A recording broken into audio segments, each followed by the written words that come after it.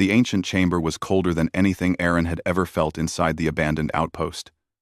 His breath fogged in front of him as he walked slowly with his small flashlight raised. Every corner was filled with strange symbols carved into stone, symbols no human language expert had ever been able to translate.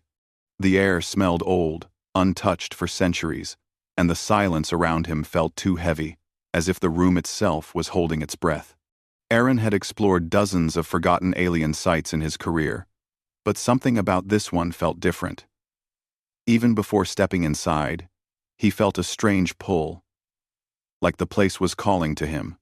He had ignored the strange feeling because he needed credits, and ancient artifacts paid well. Still, he could not shake the sense that this room was waiting for him specifically. He walked deeper, boots echoing on the cracked stone floor. His flashlight flickered slightly as he scanned the walls. They were covered in paintings, long, twisted creatures with too many limbs, eyes shaped like sharp diamonds, and mouths that stretched unnaturally wide. None of them looked like any known species. Their shapes seemed wrong, like they didn't belong in the natural world. But the center of the chamber was the strangest part. A tall statue, nearly 3 meters high and carved from black stone, stood in the middle. It looked humanoid, but only barely. Its body was long and thin, the limbs too elongated, the fingers sharpened into narrow tips. And its face, Aaron stared at it carefully, was smooth, except for one large eye set at the center of its forehead. That eye wasn't stone. It was a gem. A perfect, polished gem that glowed faintly with a deep red light. When his flashlight passed over it, the gem seemed to shimmer like it was alive. Aaron felt a prickling feeling crawl across his arms. It was beautiful, but it made his heart beat faster in a strange, uneasy way. He whispered to himself, "Just a gem, that's all it is." He stepped closer to study it. The stories said this place once belonged to a vanished alien race known only as the Void Makers. No one knew what they looked like. No one knew what destroyed them. Entire planets filled with their ruins still remained untouched, because their history was too dark, too silent. Many archaeologists believed they were peaceful. Others believed they were dangerous. Aaron never cared about that part. He only cared about the gem. Slowly, he reached up and touched the statue. The stone was icy cold, colder than the air around him. He pulled his hand back quickly, surprised. His flashlight flickered again. The air felt thicker now, as if something invisible had awakened. Aaron stepped back a little. He raised the flashlight, pointing it directly at the eye. The gem pulsed softly. For a moment, it almost looked like it was breathing. He frowned. "Power source?" he muttered. Maybe some old technology was still working inside it. If he could remove the gem without damaging it, he could sell it for enough credits to live comfortably for months, maybe even a year. He took a small tool from his belt and reached up carefully. The tip of the tool touched the edge of the gem. Nothing happened. Aaron let out a relieved breath. He adjusted his grip, trying to loosen the gem. Then he froze. Something moved behind him. He spun quickly, flashlight shaking slightly in his hand. But the room was empty. No wind, no footsteps, no movement. Just silence. Yet he had felt it clearly, a soft breath against his neck, like someone had leaned close behind him. He turned back to the statue, trying to calm himself. "You're just tired," he whispered. "Finish the job, and leave." He grabbed the gem again and pressed the tool against its edge. It clicked softly, shifting slightly. Aaron's heartbeat quickened. One more turn, and it would come loose. But then, a faint sound echoed through the chamber. A whisper. Low, cold. Aaron's body went still. The whisper came again, and this time he heard words. "Human." Aaron took a step back, flashlight shaking more now. The statue remained still, yet the whisper felt like it was coming from somewhere close. Too close. "Who's there?" he called out, but his voice sounded weak. The room answered with silence. Aaron swallowed hard and lifted the flashlight higher. The gem in the statue's forehead pulsed again, brighter than before. The red light was no longer soft. It was sharper, almost angry. He felt cold air wrap around him like invisible hands. His skin tingled, his breath caught. Then he heard the whisper again. This time, clear. You should not be here. Aaron stepped back so fast he bumped into a stone pillar behind him. His mind raced. Was someone using an old speaker system? Was a scientist still alive here? Or was the ruin not as abandoned as everyone believed? But he knew the truth inside him, even if he didn't want to admit it. The voice was coming from the statue. He pointed the flashlight directly at the gem again. Stay away, he warned, even though it sounded foolish. He felt like a child telling a shadow to stop moving. The gem blinked. It didn't glow. It blinked. Like an eye. Aaron froze. His legs felt weak. His heart slammed against his ribs. The gem was looking at him. The statue's stone lips did not move. Yet the voice whispered once more. Your kind will be my feast. Aaron stumbled backward. The room suddenly felt too small, like the walls were closing in. His breath came out in quick gasps. The whisper was not loud, but it felt like it echoed directly in his bones. No, he breathed. No, this is impossible. The gem blinked again, slower this time, as if studying him. The red glow deepened, pulsing like a heartbeat, its heartbeat. He tried to move toward the entrance, but something in the air felt heavy, like an invisible force pushed against him. His steps became slower, harder, as if the room did not want to let him go. The whisper became a low hum, a rumble, like something ancient was waking up. In the shadowed corners of the chamber, the carvings on the walls seemed to twist. The painted creatures with too many limbs looked different now, as if their shapes shifted when he wasn't looking. Their eyes seemed sharper, their mouths wider. Aaron forced himself to keep walking backward toward the tunnel he entered through.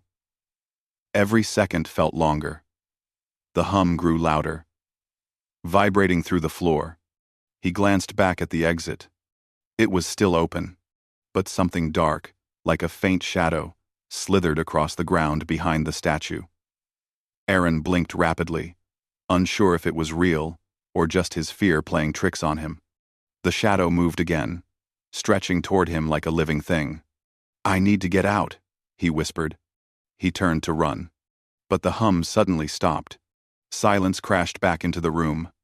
He stopped out of instinct, breath shaking. Slowly, the statue's gem-eye brightened again, filling the chamber with red light. The air around Aaron felt hot now, almost burning, as if his skin was too close to a fire. His heart hammered in his chest so hard it hurt. Then, in a voice low and chilling, the statue spoke again. Do not run, human. Aaron's feet refused to move. He forced himself to speak, his voice unsteady. What are you? The gem blinked a third time. The voice answered with a slow, hungry whisper. We are the firstborn of the void, the ancient teeth of the stars. The ones your kind should never have awakened. Aaron shook his head. I didn't awaken anything. I just touched the gem. You touched me. Aaron felt his stomach twist. He didn't know what to do. The air felt wrong. Every part of him screamed to run. But his legs were frozen. He stared at the statue, unable to break eye contact with the glowing gem. The voice continued, almost like it was enjoying his fear. For ages we waited for prey. For life with warmth. For minds to taste. Aaron felt cold sweat drip down his back. He swallowed hard. I'm leaving, he said quietly. I don't want anything from you. You took from me. Aaron looked down. The gem, loosened earlier, rested slightly off-center in the statue's forehead. It wasn't fully detached, but it had moved. A mistake. A big one. In a voice deeper than before, the statue whispered, You opened the seal. Aaron's throat tightened. He didn't understand, but he didn't need to. The shadows in the chamber began to shift again. The carved creatures on the walls seemed to peel out of the stone, their shapes moving like ink spreading in water. He took 2 slow steps backward. The statue whispered one last time, the voice cold enough to freeze blood. I can smell your fear, human. It will nourish me. Aaron bolted toward the exit, heart racing. But the chamber behind him rumbled. The shadows followed, and the statue's gem eye glowed brighter than a flame. Behind him, the ancient voice echoed, Your kind will be my feast. Aaron ran through the narrow tunnel, slipping on loose dust as the ground shook under his boots. The rumbling behind him grew louder with every step, like something massive was trying to push its way out of the chamber. His flashlight shook violently in his hand, throwing uneven shadows on the walls. Every time the light flickered, he felt like some shape behind him was just one step away, reaching. He couldn't stop. He couldn't even look back. His lungs burned, his legs ached, but he kept running, until he finally reached the metal door he had forced open earlier to enter the ruins. The outpost outside was silent, dead silent, but it felt safer than the ancient chamber behind him. He grabbed the door and slammed it shut with all his strength. Dust rained down from the ceiling, and the hinges groaned loudly. Aaron locked the rusted latch and stepped back, breathing hard. His whole body trembled. But the shaking didn't stop. The metal door vibrated like someone or something was pressing against it from the other side. Aaron froze in place, unable to breathe. The latch rattled. Dust spilled from above. Then everything went still. The silence was somehow worse. Aaron took a shaky breath, trying to steady himself. He wiped the sweat off his forehead and stepped away from the door. The outpost corridor was dark, lit only by the weak light coming from a cracked ceiling panel. Broken pipes lined the walls, dripping slow drops of water onto the floor. He leaned against the wall to catch his breath. I need to leave. I need to leave now, he whispered to himself. But leaving wasn't easy. The outpost was old, a forgotten structure built by humans decades ago, and abandoned when the region became unstable. His ship was parked far on the other side of the structure, and the way back was a maze. He forced himself to move. Every sound echoed too loudly in the hall. The slow drip of water, the soft humming of old machinery, the crunch of dirt under his boots. His own heartbeat sounded louder than anything else. He walked quickly but carefully, checking corners before stepping through them. The hallway branched into another tunnel. The air felt thicker here, heavier. Aaron shivered. He didn't know if the ruined alien chamber was still behind him or if the thing that spoke to him had already moved. He tried to push that thought out of his head. He needed to stay focused. After a few more turns, he reached a wide, open room filled with metal crates and crates stacked to the ceiling. Some had broken open, spilling old tools and parts onto the floor. His ship's tracking beacon blinked faintly in the corner of his helmet visor. Good. It's not far, he whispered.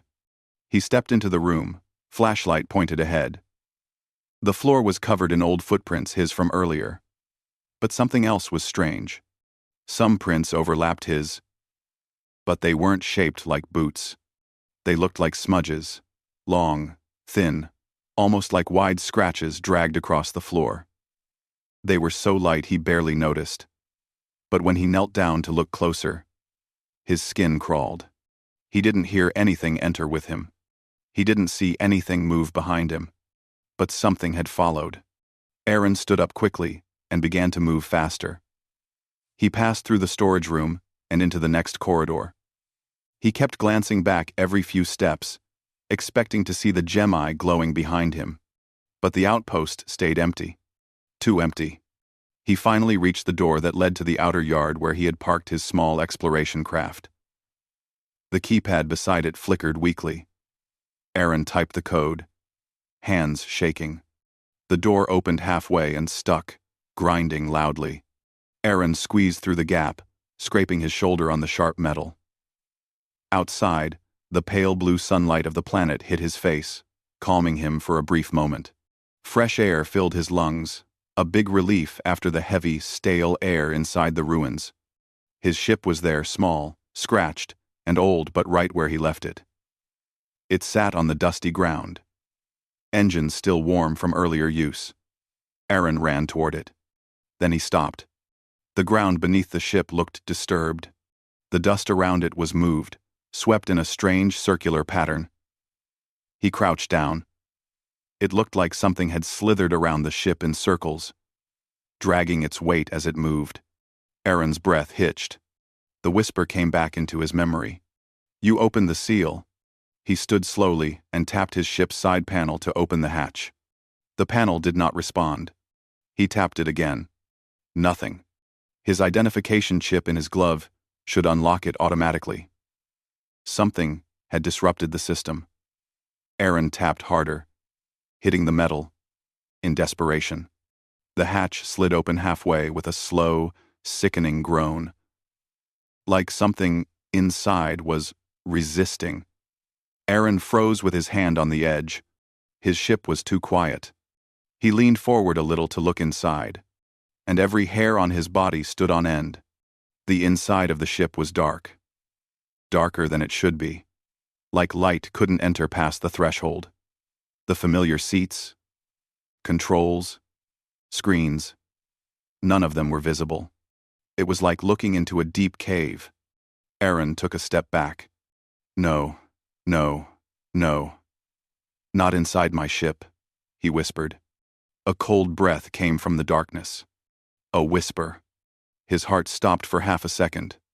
The voice was the same one from the chamber, calm, slow, ancient, hungry.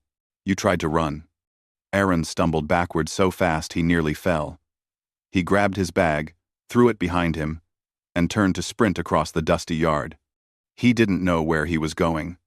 He didn't care. Anywhere but here. The ground shook again, small vibrations rippling across the dirt. Aaron didn't look back. Didn't dare. He ran toward the rocky fields behind the outpost, hoping he could hide behind the larger boulders until he found another way out. His mind raced. Why me? What did I open? How did it follow me? He climbed up a large boulder and slid down the other side, breathing hard. He crouched low behind it. The air felt colder again, the way it felt inside the ruins. He listened. Silence. Then a soft scraping noise. It sounded like stone sliding against stone. Aaron pressed his back tightly against the rock. His fingers dug into the ground. He held his breath. The scraping continued for a few seconds, then stopped. Slowly, he peeked over the edge of the boulder. Nothing. The ship remained still. The outpost was silent. No wind moved. Even the dust in the air felt frozen. Aaron released a slow breath and sat down, back against the rock. He wiped his face, trying to calm himself. His body was shaking. He needed a plan. He couldn't go back to the ship, couldn't re-enter the outpost. The thing, whatever it was, had followed him outside. It wasn't trapped in the ruins. But why didn't it attack?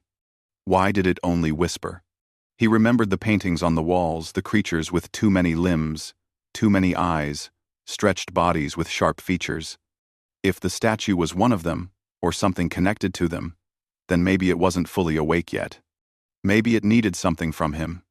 That thought made his stomach twist even more. Aaron stood up slowly, checking all sides.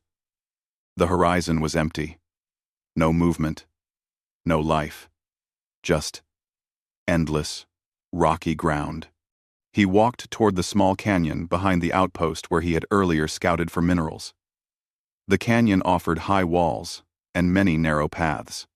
He could hide there or maybe find a crack that led deeper underground where the creature couldn't follow. His steps were careful now. He listened to every sound, watched every shadow.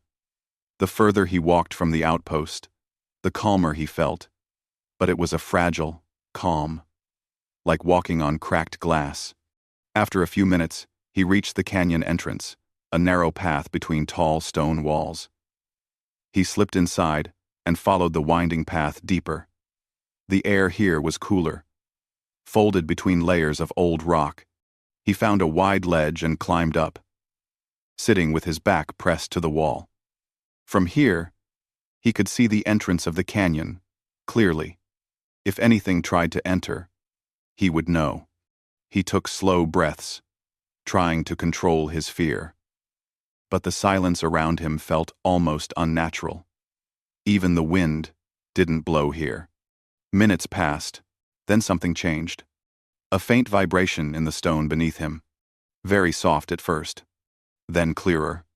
Aaron pressed his palm to the rock beside him. It was trembling. Something heavy was moving outside the canyon. He held his breath. Footsteps. Slow. Dragging. Not human. Shadows stretched across the canyon entrance. One moved differently, long, reaching, like fingers of darkness crawling forward. Aaron's heartbeat became painful. The shadow paused. Then the whisper came again, flowing into the canyon like cold smoke. You cannot hide.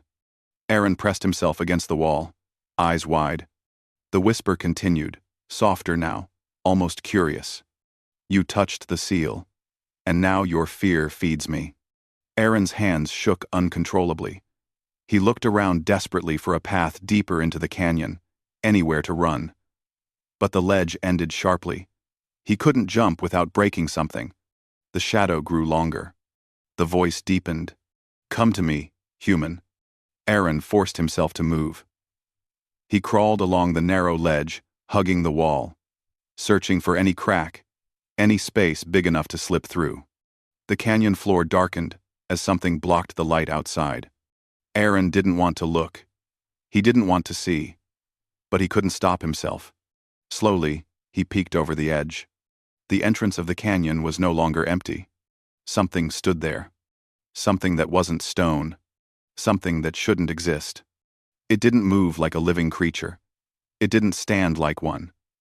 Its form looked like a shadow stretched over a skeleton that wasn't shaped correctly. Its head was too tall, its limbs too thin, and in the center of its face, a single red gem glowed. The same one from the statue.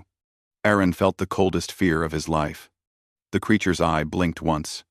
Then the whisper came, calm and hungry. Part of the seal is broken, but not all. Come closer, human. I need more of you. Aaron gripped the stone tightly. And then, the creature stepped into the canyon. Aaron pressed himself against the cold stone as the creature entered the canyon. Its movement was slow but smooth, like liquid darkness flowing on invisible legs. The red gem in its face glowed with a steady pulse, brightening with every step. Every time it blinked, the canyon walls seemed to darken for a moment, as if the creature's presence swallowed the light. Aaron's heart pounded so violently that he feared the creature would hear it. His fingers dug into the rock, his nails scraping across rough stone. He didn't dare breathe too loudly. He wanted to run, but his body wouldn't obey him. Fear froze him in place. The creature stopped in the middle of the canyon floor and lifted its head. The gem eye glowed brighter, colors shifting from deep red to a sharper crimson. It looked like it was searching for him, tasting the air, sensing his presence. The whisper drifted upward toward his ledge, calm but heavy. I can feel your breath, human. Aaron pressed his lips tightly together, trying not to let a single sound escape. The creature moved closer to the canyon wall, its elongated body brushing against the stone. The sound was soft but terrible, like bones scraping across glass. Aaron flinched, but didn't dare make a noise. Slowly, carefully, he shifted along the narrow ledge, his back still pressed hard against the wall. He moved inch by inch. He could hear the creature's breathing now slow, hollow, as if it inhaled cold air and exhaled nothing. The air around it shimmered faintly, darkening the space it passed through. Aaron's skin prickled. If it looked up, if it blinked at the right angle, if he slipped, it would be over. He kept his eyes on the far end of the ledge. A thin crack in the rock wall caught his attention. It was narrow, but maybe, just maybe, he could squeeze through if he moved carefully. He reached toward it, fingers trembling. The creature whispered again, its voice echoing like wind passing through a long tunnel. "You opened the seal, human. You belong to me now." Aaron tore his gaze away from the creature and focused on the crack. He reached it finally, heart hammering. He pushed his hand inside. There was space, more space than he expected. He turned his body sideways and forced himself into the narrow opening. The rock scraped his shoulders. Dust filled his mouth and nose, but he squeezed through anyway. Behind him, the whisper deepened. "You think you can hide in stone? Stone belongs to us. Darkness belongs to us. Fear belongs to us." Aaron didn't look back. He pulled himself deeper into the crack, pushing past the tightest point. His flashlight shook in his hand, but he forced it forward. The passage opened slightly, the further he crawled. He could hear the creature's long footsteps approaching the wall. Then, silence. Aaron stopped crawling. He froze, listening. A faint tapping sound echoed from the canyon.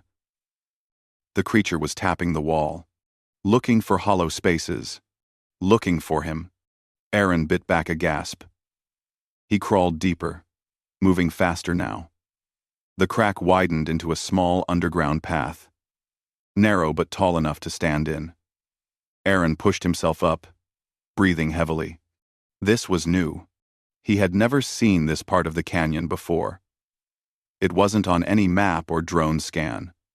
Maybe the creature had frightened him into discovering something important. He walked forward carefully, keeping the flashlight low. Strange markings appeared on the walls, similar to the ones from the ancient chamber. Long, curved lines, twisted shapes, symbols he didn't understand. His stomach tightened. He whispered to himself, "Please, don't let this be another ruin." He kept walking. The path twisted deeper underground. The air got colder again, but it wasn't the same unnatural cold from before. This was a natural chill, like the cold from sleeping caves or underground rivers. After several minutes, the path widened into a hidden cavern. Aaron stepped inside and froze in shock. The cavern was filled with glowing crystals, hundreds of them attached to the walls and ceiling. They pulsed softly with blue and white light. Unlike the red gem on the creature, their glow felt warm, gentle, safe. Aaron stepped closer. He touched one of the crystals gently. It hummed softly, almost vibrating. The light brightened where his hand rested. Warm, alive. The opposite of the creature. Aaron whispered, "What are you?" Before he could think any further, a loud cracking sound echoed from the tunnel behind him. The creature had found the crack. Aaron stepped back quickly. The warm light around him flickered slightly, reacting to the tension in the air. He didn't know why, but he felt like the cavern was awake. The creature's whisper slid into the cavern like a cold breeze. "Human, you come closer to my hunger." Aaron's throat tightened. He moved deeper into the cavern, hoping for another way out. On the far side, he saw a stone archway, carved with more symbols. The glow of the crystals illuminated it enough to see that the archway led to another chamber. He ran toward it. Behind him, a long, thin limb slid through the narrow entrance of the crack. The creature forced its body through, twisting unnaturally.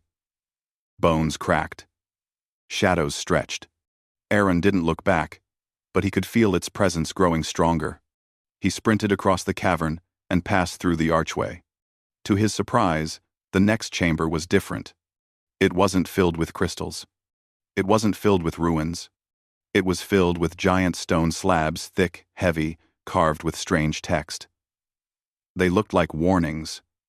The walls were covered with more carvings, this time clearer than the ones in the original chamber. They showed a tall black statue with a glowing eye. Below it, dozens of other creatures bowed in fear.